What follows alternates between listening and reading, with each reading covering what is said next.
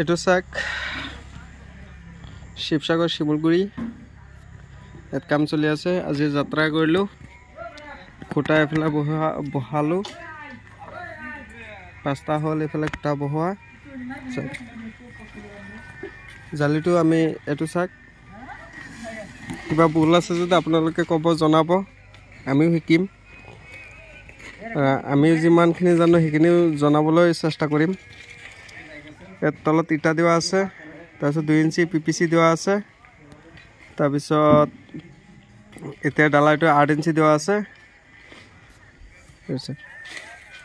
5টা খুঁটা বহোৱা হ'ল। এইখিনি বাৰাণ্ডাৰ কাৰণে এইকাৰণে 6টাকৈ ৰদ দিছোঁ।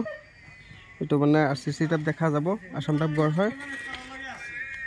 এইটো এটা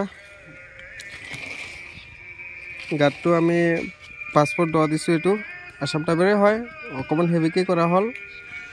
এইটো চাক আমাৰ লেবাৰকেইটা চাক, অৱস্থা চাক, আজি বহুত কষ্ট কৰিছে। আজি সকলো আছিল কাৰণে। এইটো আমাৰ হেড মিস্ত্ৰী হয়।